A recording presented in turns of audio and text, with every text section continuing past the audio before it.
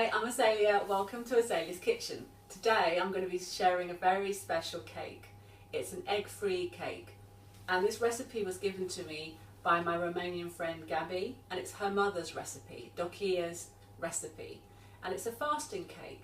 So what's interesting about it is that out of so many recipes I have tried over 15 years since my daughter was born with allergies, food allergies, this is the closest I've ever come to making a cake that has a crumb like a normal cake, and I've tried so many recipes. So I'm really excited about sharing this recipe. Also happens to be dairy free as well. I'm going to run through the ingredients. The ingredients are plain flour. The must-have ingredient is jam. Try and choose a jam that's good quality because you'll have a higher fruit content in it rather than mainly sugar. Cocoa powder, sugar, oil, water, some bicarbonate of soda and a little bit of baking powder.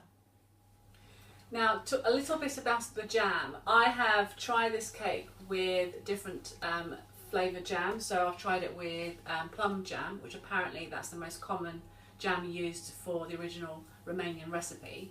I tried it with blackberry jam, and the last one was strawberry jam. And my preference was the strawberry jam. I just like the sort of combination with a little bit of chocolate that has in it. So what you'll find is that the jam you choose will have an effect on the end flavour, possibly the crumb, you know. So any of it is good, but just be aware that changing jam will change slightly the outcome at the end. So this is the simplest cake you can possibly make, which is great for children. Put everything into the bowl. So in goes the flour, in goes the jam, and then everything else follows the same way. The sugar goes in, and we have cocoa powder, bicarbonate of soda, a little bit of baking powder, the oil and the water.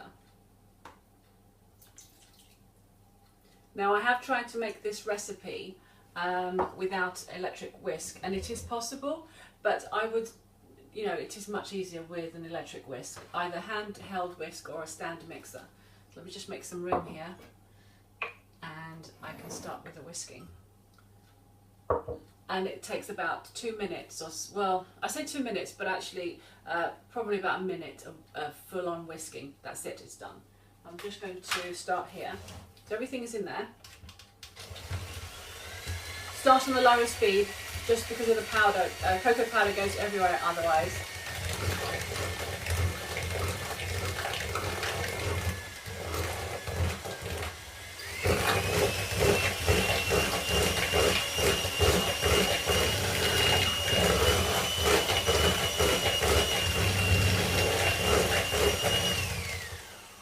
I'm just going to scrape the bits on the side back into the middle of the bowl, and then another few seconds of whisking, and that's it, it's done.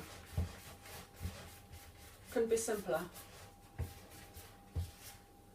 Now I was so excited when I made this the first time, when I opened up the cake and the crumb was, you know, reasonably good, and I couldn't wait for my daughter to try it when she came home from school. And so I was like, look, I've made a cake and it looks like a cake, and I think it tastes quite, you know, quite good as a cake. And she had it and she went, it's all right. You know, that's pretty much what you're going to get with children. So, but believe me, this is good. This is the good stuff.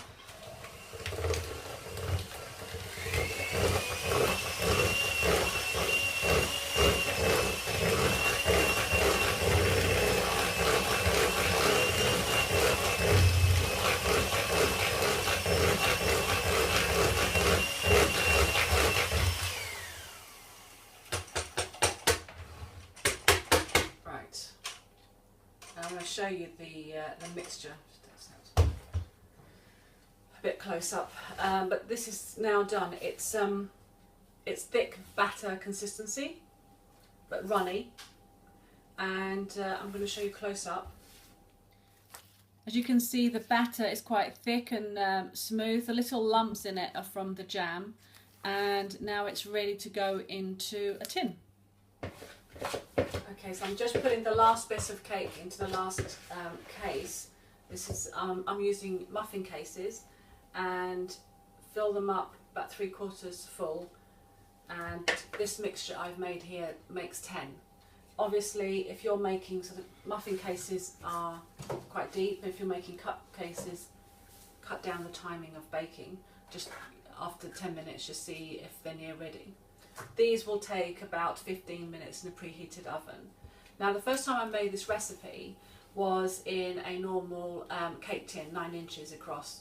And what happened with that in that cake was that by the time the middle was ready, the outside was a little bit too dry. So in order to get a nice crumb texture all the way through the cake, I would advise to use a cake tin like this that has a funnel in the middle, so that the cake cooks quickly and evenly and doesn't have to wait for the middle to be done.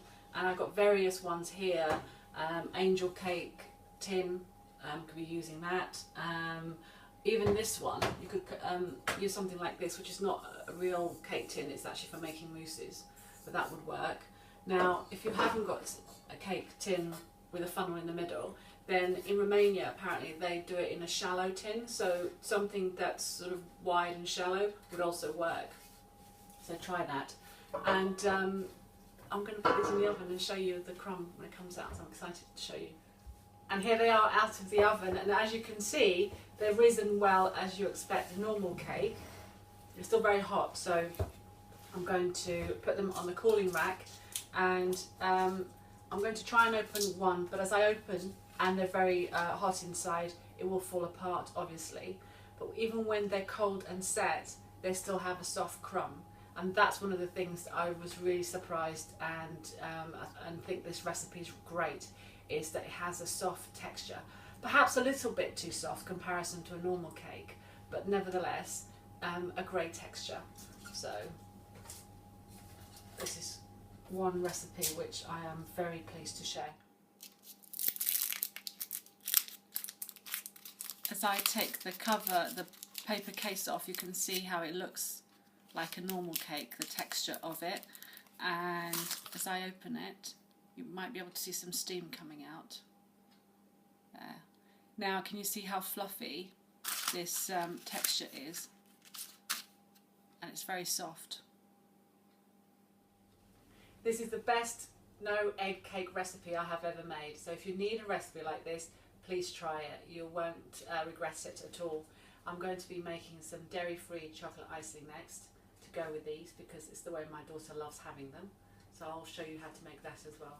For all the details on this recipe, go to the website and it will be there. And I'll see you next time. Thank you for watching.